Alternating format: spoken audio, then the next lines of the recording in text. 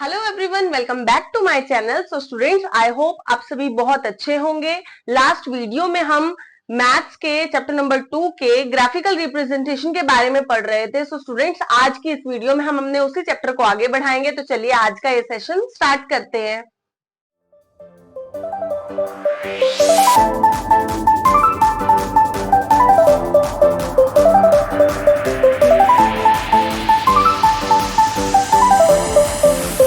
Students देखिए, आज की इस वीडियो में हम करेंगे टाइप्स ऑफ फंक्शंस। तो there are so many types of functions.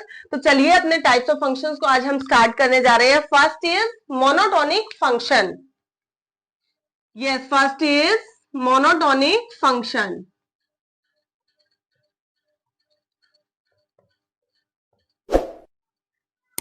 Monotonic function को इंक्रीजिंग एंड डिक्रीजिंग फंक्शन भी कहा जाता है। यस, इंक्रीजिंग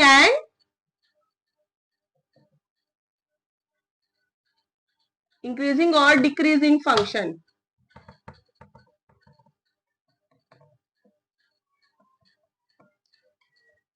सो स्टूडेंट्स, जैसा कि नाम से ही क्लियर हो रहा है, इंक्रीजिंग और डिक्रीजिंग फंक्शन, या तो वो इंक्रीजिंग जो उसका ग्राफ बनेगा मोनोटोनिक फंक्शन का, वो या तो इंक्रीजिंग होगा या फिर वो ग्राफ जो बनेगा वो डिक्रीजिंग होगा।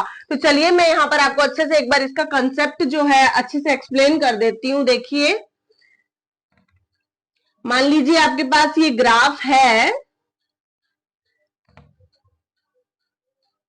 देखिए यहां पर आपके पास ये ग्राफ है। मान लीजिए यहां पर आपने कुछ वैल्यूज ले ली, ए एंड बी।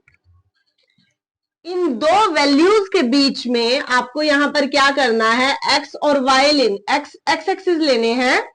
तो यहां मान लीजिए आपके पास है x1 और ये आपके पास है x2। तो यहां हमने कोई टू वैल्यूज ले ली, x1 एंड x2। तो देखिए, अगर आपके पास जो ये वैल्यू है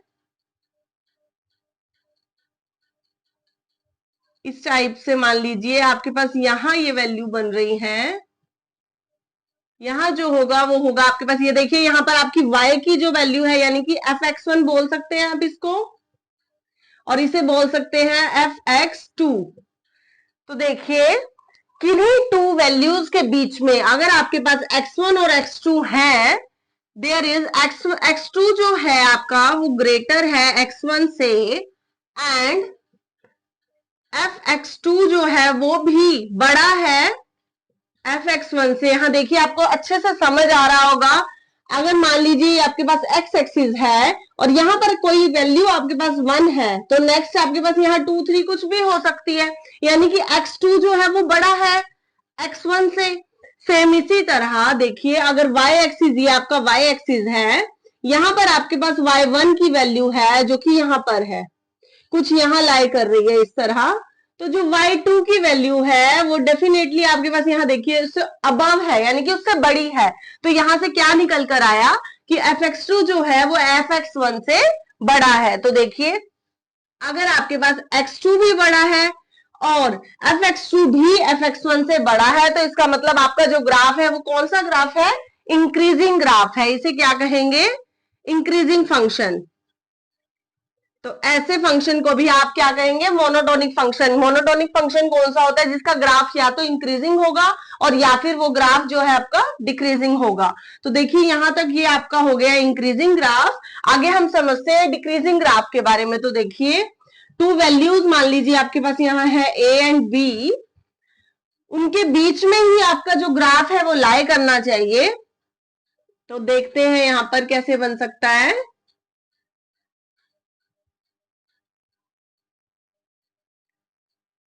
देखिए, मान लीजिए आपके पास यहाँ x1 है और यहाँ आपने ले लिया x2। तो जब आप इसके fx बनाएंगे, यानी कि y की जो वैल्यूज होंगी वो कुछ इस तरह से आनी चाहिए, fx2 fx1। तो देखिए, नाउ स्टूडेंट्स देखिए, यहां पर आप देख पा रहे होंगे x2 जो है वो तो बड़ा ही रहेगा x1 से। x2 तो इंक्रीजिंग फंक्शन में भी और डिक्रीजिंग फंक्शन में भी बड़ा ही रहेगा, लेकिन डिक्रीजिंग फंक्शन में क्या होगा, यहाँ आपके पास जो fx2 की वैल्यू है वो छोटी हो जाएगी fx1 से। ये देखिए ये छोटी होती जाएगी, तभी इसका नाम जो है वो क्या है, डिक्रीजिंग फंक्शन। तो इसे भी आप क्या कहेंगे, मोनोटोनिक फंक्शन। या तो उसका ग्राफ इंक्रीजिंग बनेगा और या फिर डिक्रीजिंग बनेगा, तो इसे कहेंगे डिक्रीजिंग फंक्शन।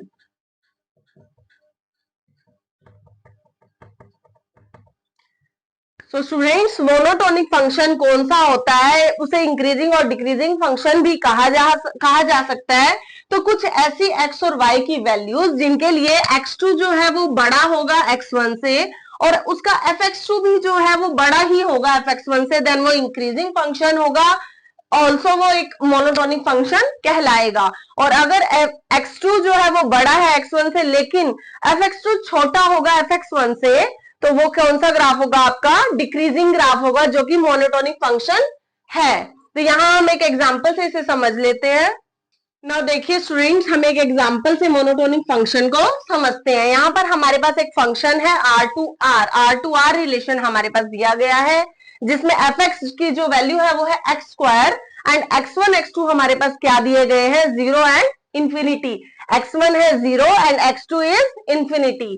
तो यहां से अगर हम इसे देखें, देखिए x2 जो है वो x1 से बड़ा है ऑब्वियसली, क्योंकि इंफिनिटी कौन सी वैल्यू होती है, वेरी लार्ज नंबर को इंफिनिटी बोला जाता है, और 0 तो 0 है, तो इंफिनिटी जो है वो 0 से बड़ा है, यानी कि यहां से हमारे पास आया x2 is greater than x1। But जब हम इसका fx निकालेंगे, यानी कि fx is equal to x square, तो जब हम इसका x स्क्वायर करेंगे, यानी कि जब हमारे पास आ जाएगा fx1 की वैल्यू आ जाएगी, x1 का जब हम स्क्वायर करेंगे यानी कि 0 का स्क्वायर करेंगे, देन हमारे पास आ जाएगा 0, एंड fx2 अगर हम फाइंड आउट करें तो हमारे पास x स्क्वायर यानी कि इंफिनिटी का स्क्वायर जब वेरी लार्ज नंबर का आप स्क्वायर करेंगे तो आपके पास ऑब्वियसली वेरी लार्ज नंबर ही आएगा, तो इंफिनिटी का स्क्वायर करने से आपके पास आ जाएगा अगेन इंफिनिटी। तो यहां भी देखिए आपने क्या चीज नोट की कि fx1 जो है आपका छोटा है fx2 से, यानी कि यहां पर भी आपका fx2 बड़ा है fx1 से, तो यहां से क्या निकल कर आया, जब आपके पास ये कंडीशन हो कि आपके पास x2 बड़ा है x1 से एंड fx2 भी बड़ा है fx1 से, तो ये आपका कौन सा ग्राफ होता है, इंक्रीजिंग ग्राफ। तो ये एक मोनोटोनिक फंक्शन का आपके पास एग्जांपल है इंक्रीजिंग ग्राफ के अंदर, तो इसे कहेंगे इंक्रीजिंग फंक्शन। सेम इसी तरह हम एक और एग्जांपल से या एक और तरीके से इसे ले सकते हैं। अगर हमारे पास x1 और x2 की जो वैल्यूज हैं वो हो माइनस इंफिनिटी एंड 0, तो देखिए अगर x1 और x2 हमारे पास माइनस इंफिनिटी एंड 0 हो जाए, तो अगेन आपके पास fx जो है वो है x स्क्वायर, तो आपके पास यहाँ fx1 क्या हो जाएगा, fx1 is equal to minus infinity का जब आप स्क्वायर करेंगे तो आपके पास आ जाएगा इंफिनिटी, एंड क्योंकि माइनस माइनस प्लस हो जाएगा और इंफिनिटी का स्क्वायर तो ऑल्सो इंफिनिटी ही होगा, और fx2 आपके पास हो जाएगा 0 का स्क्वायर यानी कि 0। तो यहां से आपने क्या चीज नोट की कि आपके पास x2 तो जरूर बड़ा था x1 से, लेकिन आपके पास fx2 जो है छोटा है fx1 से, तो यानी कि ये आपके पास कौन सा ग्राफ हुआ, डिक्रीजिंग ग्राफ। तो मैंने आपको अभी पहले कंसेप्ट कराते हुए दोनों कंडीशंस बता दी थी। इसमें आपके पास x2 जो है बड़ा है x1 से, लेकिन fx2 जो है वो छोटा है fx1 से, क्योंकि इंफिनिटी बड़ा होता है 0 से, तो यहां जो ये आपके पास ग्राफ होगा ये कौन सा होगा, decreasing graph, then it is decreasing function. तो ये दोनों ही एग्जांपल आपके जो है मोनोटोनिक फंक्शन के एग्जांपल्स हैं, इन्हें ध्यान से नोट डाउन कर लीजिएगा, ताकि आप इन्हें बाद में भी देख कर इनके जो आप क्वेश्चन आंसर करोगे तो आपको इन सभी चीजों की अच्छे से नीड होगी, तो आप इनका यूज कर सकें। Next is even function. तो नेक्स्ट टाइप ऑफ फंक्शन पर आ जाते हैं जो कि है इवन फंक्शन। तो देखते हैं यहां पर, if f minus x is equals to f x, then it is called as even function.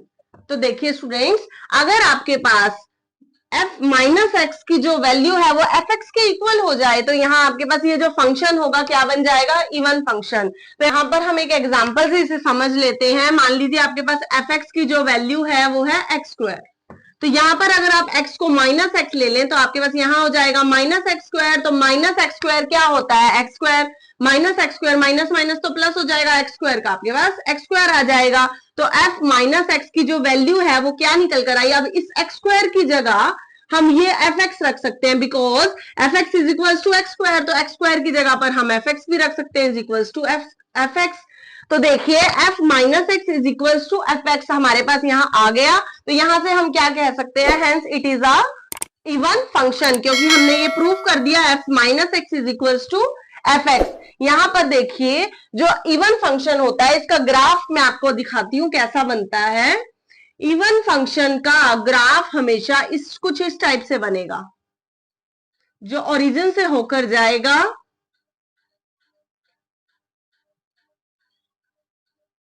देखो ये आपके y एक्सिस है, यहां पर आपके x एक्सिस है।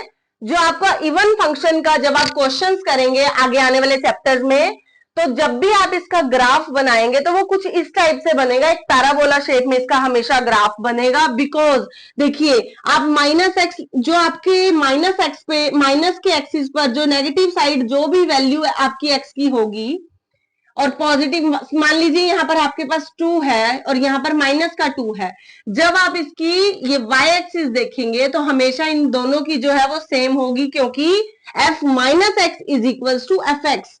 तो x की जो नेगेटिव वैल्यू पर y की जो भी वैल्यू होगी y एक्सिस की, वो सेम पॉजिटिव साइड भी आपको नजर आएगी, ये दोनों साइड से सेम बनता जाएगा ग्राफ।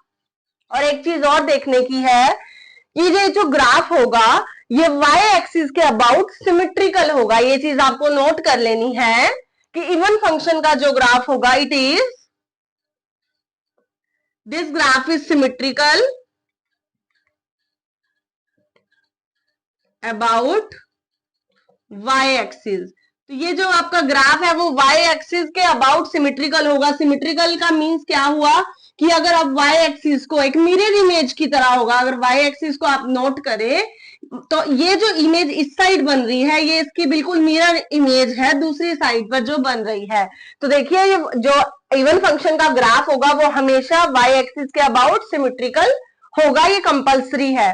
तो यहीं पर आपका इवन फंक्शन अच्छे से क्लियर हो गया है। नेक्स्ट फंक्शन कर लेते हैं इसके बाद।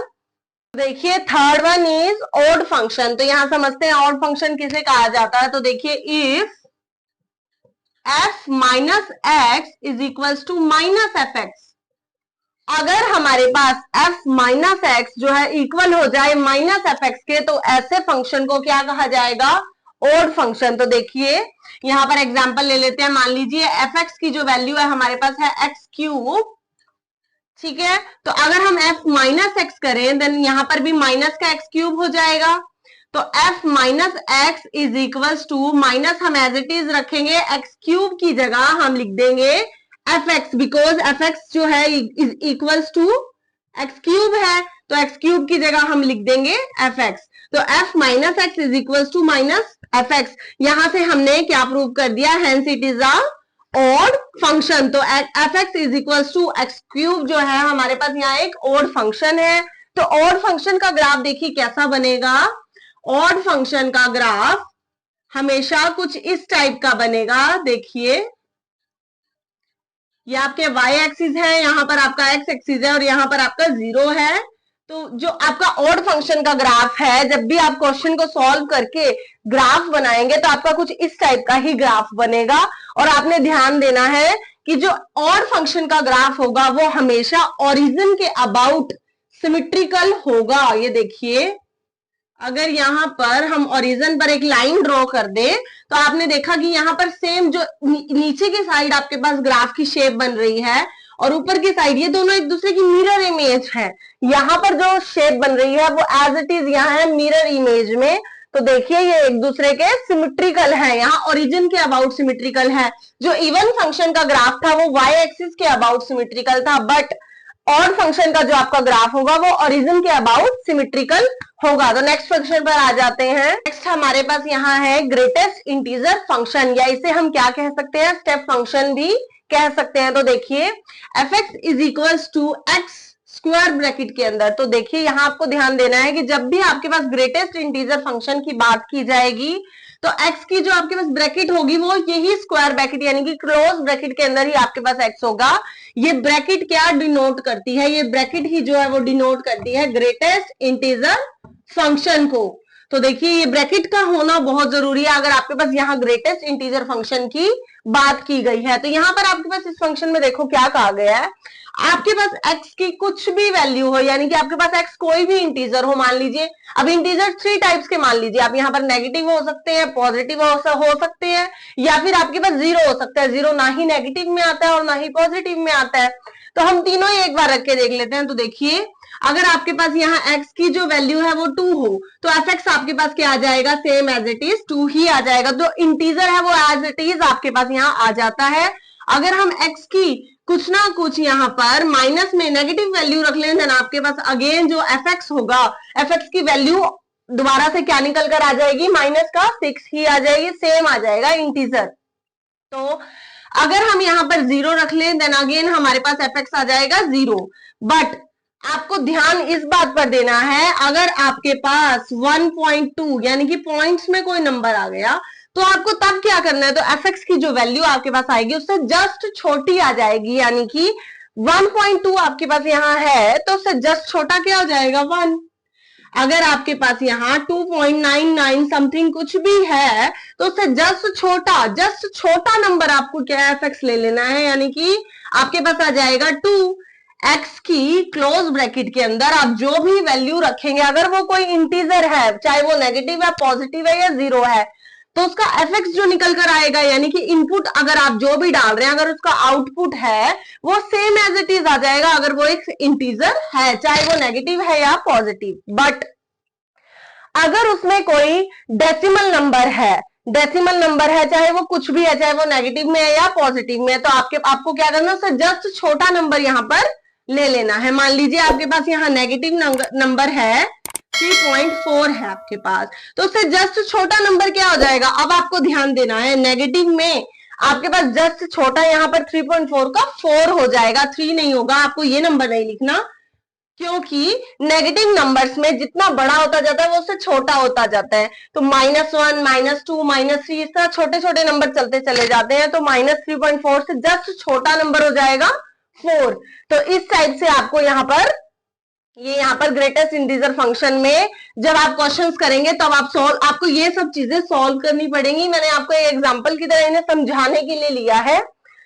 तो यहां से आपको समझ आया कि जो क्लोज ब्रैकेट है उसके अंदर ही आपके पास x की वैल्यू होगी और जो आंसर होगा आपके पास वो सेम एज इट इज वो इंटीजर आ जाएगा या फिर उससे जस्ट छोटा आ जाएगा। तो यानी कि यहां से क्या निकल कर आया, x जो है वो या तो इक्वल होगा सेम x के या फिर उससे क्या होगा, जस्ट छोटा नंबर होगा।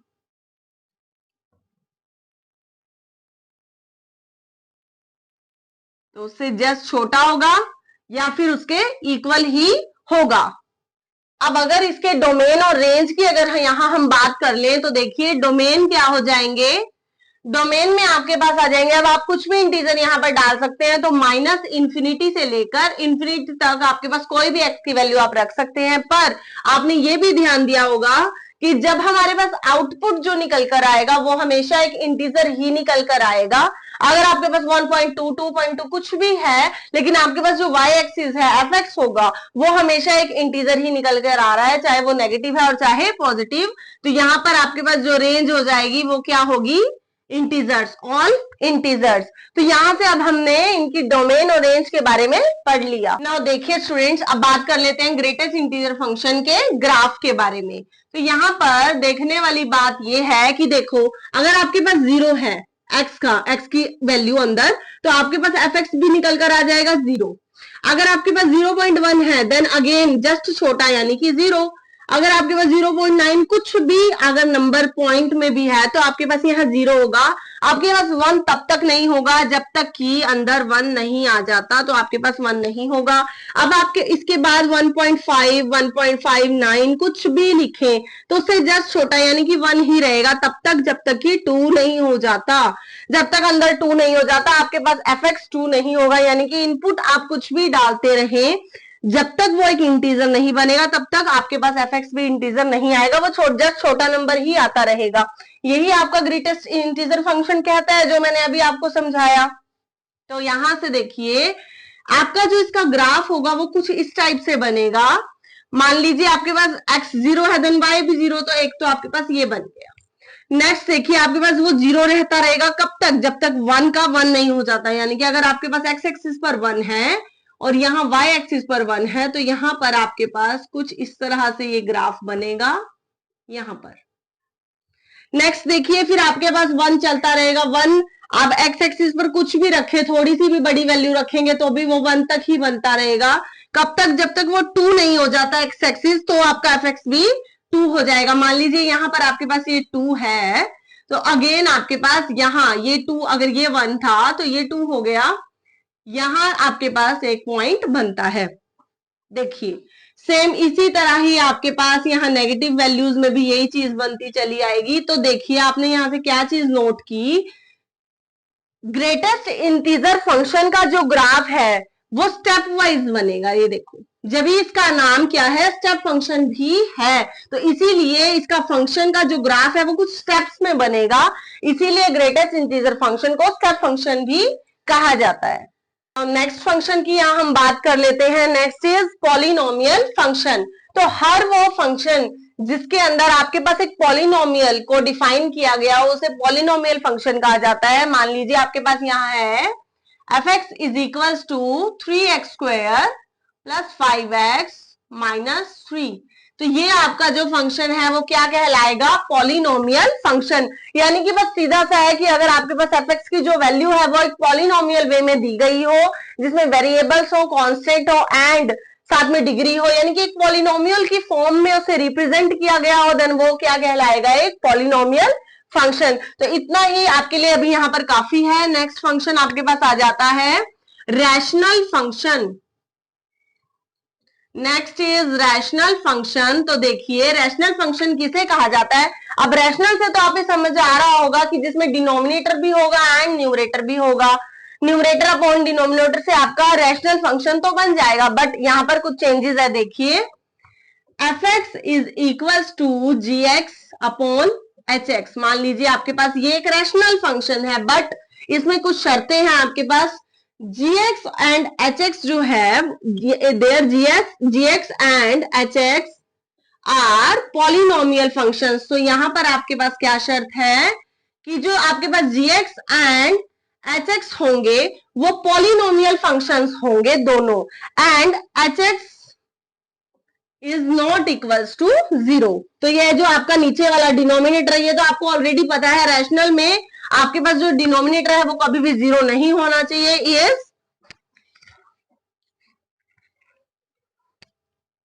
Not equals to 0।